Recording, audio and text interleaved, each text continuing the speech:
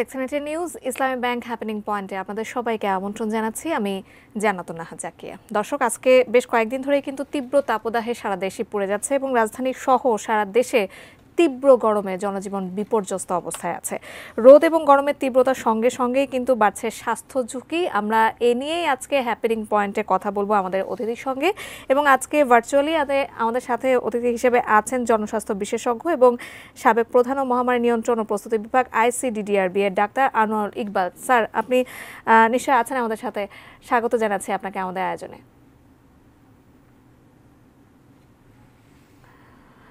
Sir, আমরা বলছিলাম যে তীব্র গরমে স্বাস্থ্য ঝুঁকি প্রসঙ্গে আজকে আমরা কথা বলবো। আসলে গত কয়েকদিন ধরে তীব্র গরম আমরা দেখতে পাচ্ছি রাজধানী সহ সারা দেশ জুড়ে আসলে তাপপ্রবাহ বেড়ে যাচ্ছে। আমরা দেখেছি যে এর আগে এর মধ্যে বৃষ্টিও হয়েছে এবং শীতকালে আমরা যতটুকু দেখলাম আসলে শীতের স্থায়িত্বটাও অনেক বেশি ছিল, এবং হঠাৎ করে যে গরমটা পড়তে শুরু করেছে, কি কি রোগে আসলে আক্রান্ত হচ্ছেন মানুষেরা? জি, ধন্যবাদ এবং এটি নিউজের সমস্ত দর্শকদের শুভেচ্ছা জানিয়ে বলছি যে দেখেন, আমরা কত বছর থেকেই কিন্তু টকশোর মাধ্যমে জনকে সচেতন করছি এই বলে যে যেমন এখন গরম যেমন অনুভব করছেন সেই রকম ভাবে কিছুদিন আগে আপনার বক্তব্যই বোঝা গেল যে শীতও কিন্তু আপনার লংজিভিটিটা বেশি ছিল। এখন যেটা হচ্ছে দেখেন, এটা কিন্তু গ্লোবাল ওয়ার্মিং এর জন্য সারা বিশ্বে, শুধু বাংলাদেশে না, সারা বিশ্বে কিন্তু ওয়েদারটা চেঞ্জ হচ্ছে। এবং সেটার কারণে কিন্তু আমরা মানুষ মানুষ জাতি দায়ী। এই কারণে আমরা যারা ইন্ডাস্ট্রি গড়ে তুলছি, মানে সব দেশের কথাই বলছি, শুধু বাংলাদেশ না, যত্রতত্র যেখানে সেখানে, এবং সবচেয়ে বড় ইস্যু হচ্ছে আমরা বন জঙ্গল গাছপালা সব কেটে ফেলছি। এখন দেখেন, যেই গরমটা মে জুন মাসে হওয়ার কথা, সেটা কিন্তু এপ্রিল মাসেই, 1 এপ্রিলের দিকেই চলে এসছে। আলহামদুলিল্লাহ, আমরা রোজাটা কিন্তু ভালোভাবে, মানে খুব ভালো ওয়েদারে কাটাতে পেরেছি লাস্ট কয়েক রোজা বাদে। কিন্তু এখন যেটা হচ্ছে, এই জিনিসটা কিন্তু মে জুনে হওয়ার কথা, সেটা কিন্তু এখনই হচ্ছে। তাহলে কয়েকটা জিনিস আমাদের আগে ভাগেই প্রিপারেশনটা নিতে হবে। কি জিনিস? আমাদের কিন্তু দেখেন, এই গরমে কিন্তু মানুষজন কিন্তু সেই রকম ভাবে ঠান্ডা পানি এবং ঠান্ডা জিনিসপত্র দিকে ঝুঁকে যাচ্ছে, সেটা কিন্তু আরেকটা রিস্কি।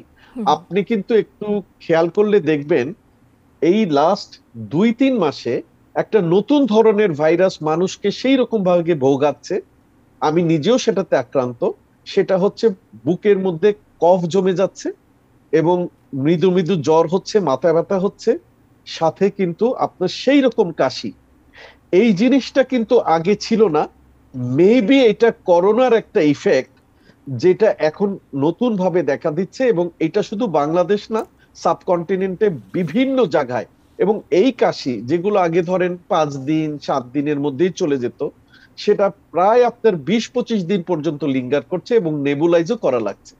তাহলে আমাদের যেটা করতে হবে এখন, যতটুকু সম্ভব, যেমন ধরেন আমরা কিছু হলে এসির মধ্যে থাকি, কিছু হলেই আমরা গাড়ির মধ্যে এসি, আবার ঠান্ডা পানি খাচ্ছি, এটা কিন্তু পরিহার করতে হবে। এবং সামঞ্জস্যটা রাখতে হবে এইভাবে যে দেখেন, ঠান্ডা জিনিসপত্র খেতে হবে। ঠান্ডা বলতে আমি ফ্রিজের ঠান্ডা জিনিসের কথা বোঝাচ্ছি না, আমি বোঝাতে চাচ্ছি যেমন ধরেন চিরা ভেজানো।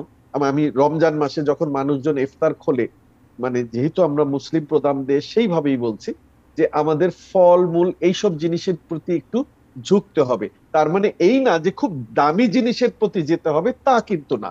আবার মাথায় রাখতে হবে, যারা আমাদের বুকে যাদের কফ জমে গেছে, যারা আপনার ঠান্ডায় ভুগছেন, তারা যদি আবার ডাবের পানিও খান, তাহলে কিন্তু সেটা কিন্তু আবার বেড়ে যাবে।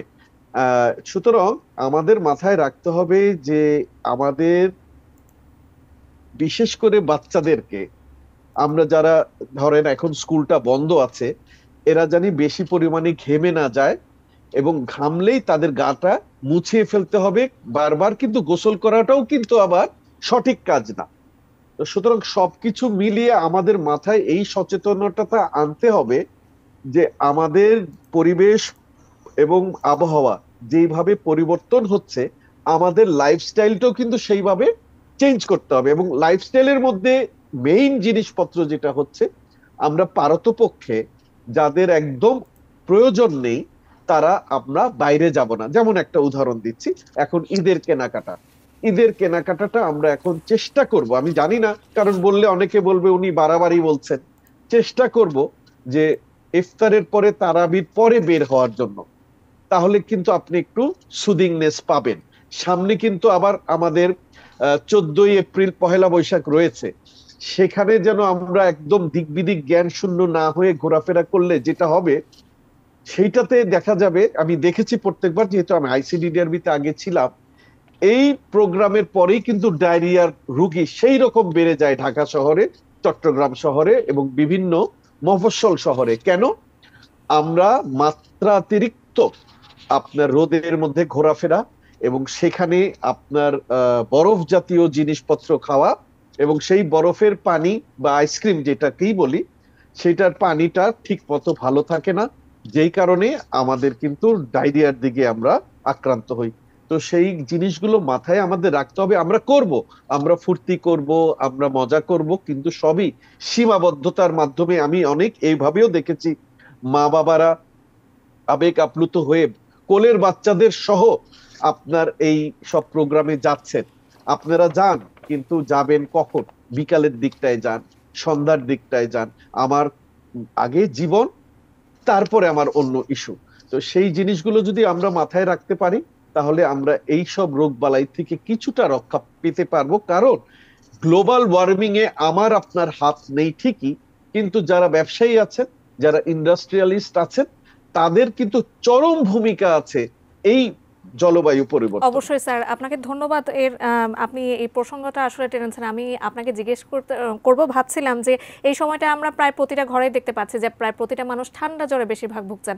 আপনি বলছিলেন যে করোনার একটা পরবর্তী ধাপ হতে পারে আসলে এটা। একটু বলতে চাই যে রোজাদারদের প্রসঙ্গে আপনি একটু আগে বলেছিলেন যে রোজাদাররা এই সময়ে এসে অনেকটা রোজা আমরা কিন্তু বেশ স্বস্তিতেই কাটিয়ে ফেলতে পেরেছি, কিন্তু শেষ সময়ে এসে দেখা যাচ্ছে যে বেশ অনেকটা গরমে অনেকে আসলে স্বস্তিতে থাকতে পারছে না। বিশেষ করে যারা বয়স্ক আছেন তাদের বেশ কিছুটা স্বাস্থ্য ঝুঁকি দেখা দিচ্ছে। রোজাদাররা এই সময়, শেষ সময়ে রোজাতে এসে আসলে কিভাবে নিরাপদে থাকবেন আপনার কাছ থেকে জানতে চাচ্ছি। জি দেখেন, আমি যতটুকু বলি, আমি সব বয়সের লোকদেরকে কিন্তু কভার করেছি।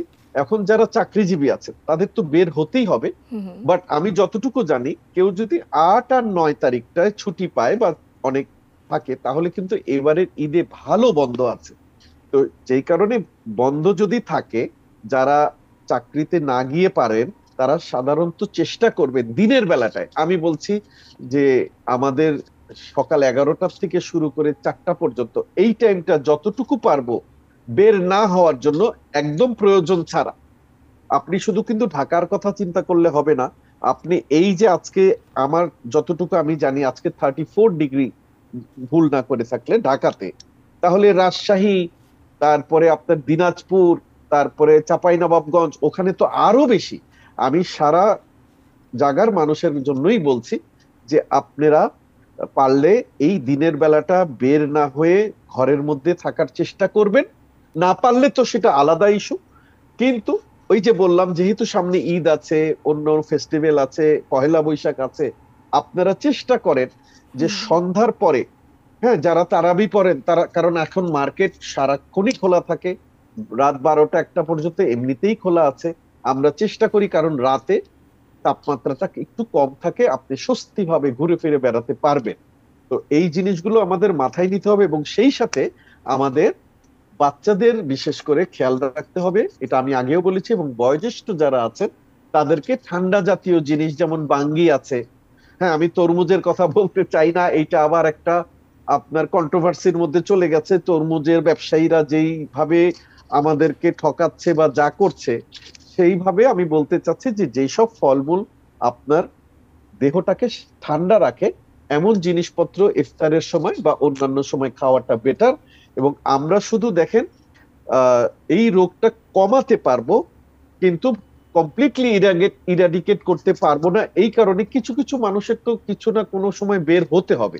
যে কারণে আমি কথাটা বললাম, যারা অফিসে যাচ্ছেন অফিসেই বেশিরভাগ সময়টায় থাকেন, এবং ওই যে বিকাল 4টা 4:30টার পর থেকেই কিন্তু আপনার আবার তাপমাত্রা কিছুটা সহনীয় দিকে চলে আসে। তো সেই সময় অবশ্যই আমরা আসলে গরমে এই সময় কি কি খাবার আসলে গ্রহণ করা উচিত এবং বয়োবৃদ্ধ যারা আছেন তারা নিরাপদ কিভাবে থাকতে পারেন এই আবহাওয়ায় সে প্রসঙ্গে কথা বলছিলাম। আমরা আরও কথা বলবো, তবে হ্যাপেনিং পয়েন্টের আয়োজনে এই পর্যায়ে একটা বিরতি নেবার সময় হয়ে গেছে। দর্শক, একটা বিরতি পর ফিরছি, আমাদের সাথেই থাকুন।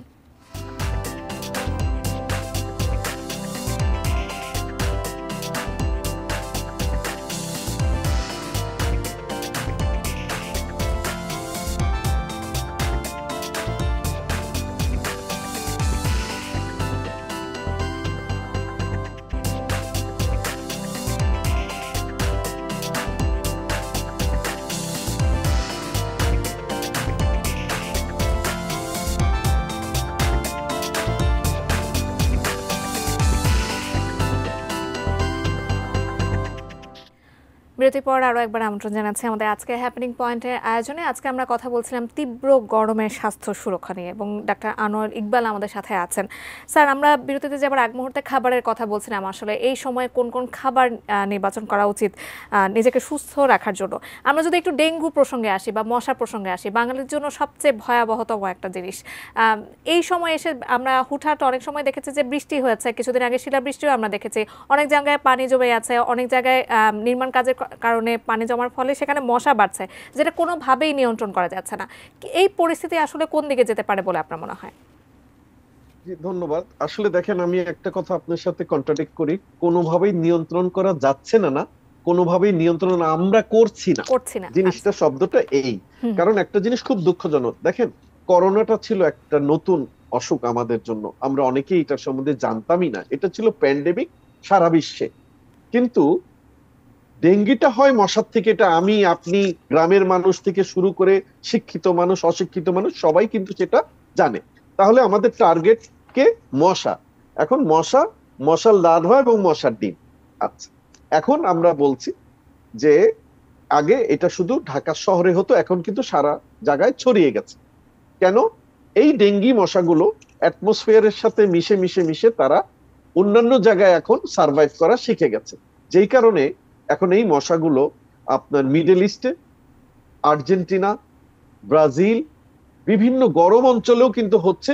এখন এটা কিন্তু শুধু বৃষ্টির সাথে রিলেটেড না, বাট আমরা যখন এটা প্রথম এখানে এসেছিল, আমাদের সিটি কর্পোরেশন, যেগুলো আগে শহরে আমরা বলতাম কখন যে এটা শহর বেসিক একটা অসুখ, এটা আগে গ্রামে গঞ্জে হতো না। কিন্তু আমরা তো এত বছরের ডাটা সেট যদি আমাদের কাছে থাকে যে এই এই অঞ্চলে আমাদের ডেঙ্গিটা বেশি হয়, আমাদের অনেক এই নিয়ে কথা হয়েছে, অনেক টকশো, আমি না, সারা বাংলাদেশের অনেক বিজ্ঞানী করেছে, অনেক কথা বলা হয়েছে, কিন্তু আমরা যেন কোনোভাবেই কেন জানি মশা, মশার লার্ভা এবং ডিম মারতে পারি না।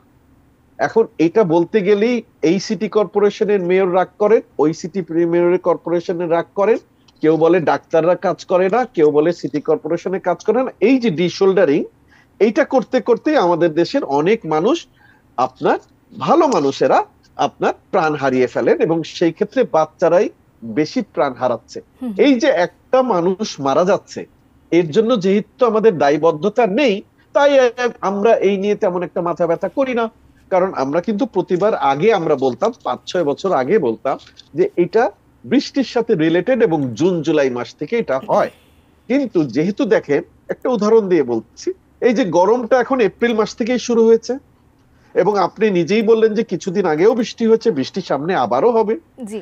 এখন এই জিনিসটাও কিন্তু আগিয়ে আসবে, এপ্রিলের শেষের দিক থেকেই কিন্তু দেখবেন। আর আমার কাছে যে তথ্য আছে, অলরেডি কিন্তু 10 থেকে 15 জনের মতো মানুষ অলরেডি ডেঙ্গিতে মারা গেছে। এটা আমি নির্ভরযোগ্য সূত্রেই বলছি, কিন্তু আমার কাছে কোনো সরকারি ভাবে কোনো ডাটা নেই। কিন্তু এই যে মানুষগুলো যে মারা যাচ্ছে, আমি আপনার পরিবারের কেউ যদি না মারা যায় ততক্ষণ পর্যন্ত কিন্তু আমরা সচেতন হই না। ঠিক আছে, আমরা সরকারের একার উপর দোষ না দিলাম, তাদেরকে সরিয়ে রাখলাম।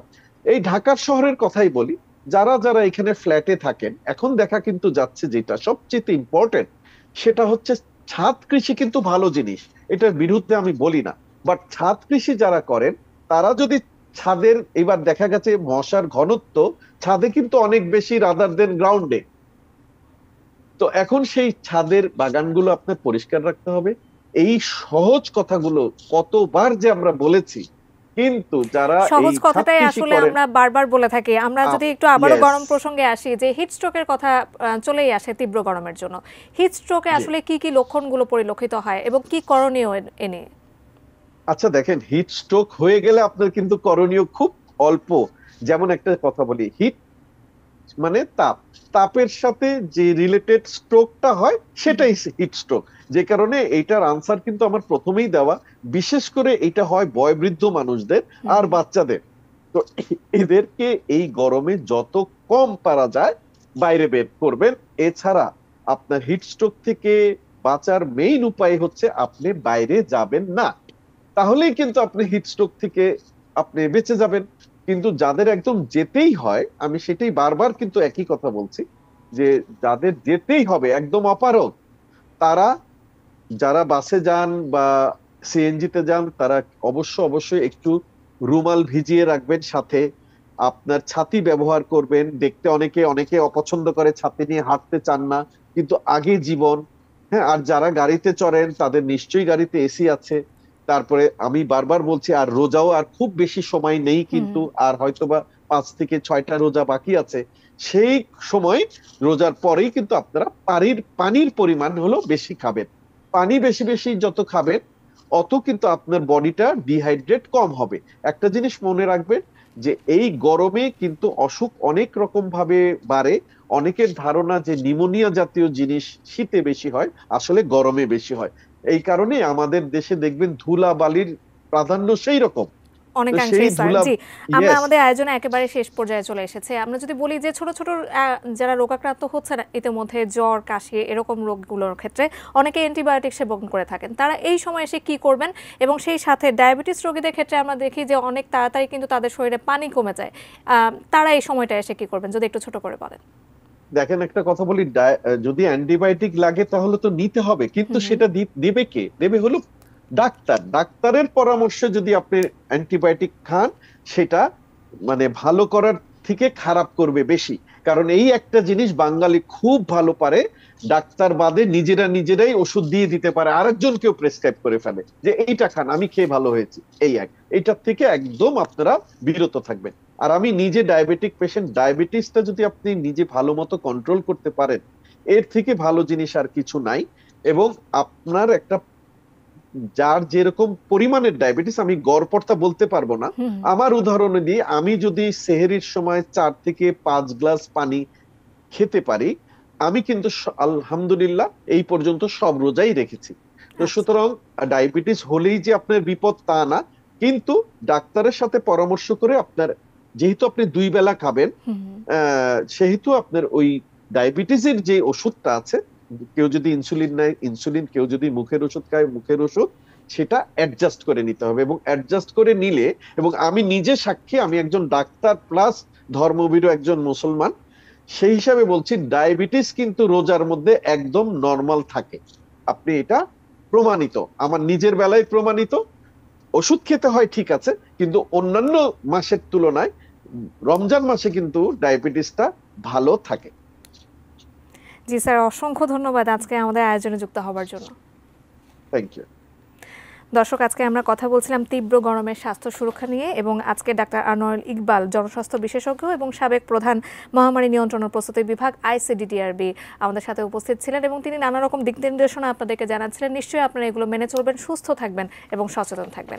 আজকে শেষ করছি হ্যাপেনিং পয়েন্ট। অন্য কোনো দিন অন্য কোনো আয়োজন নিয়ে আবারও ফিরবো। সে পর্যন্ত এটিএন নিউজের সঙ্গে থাকুন। ধন্যবাদ।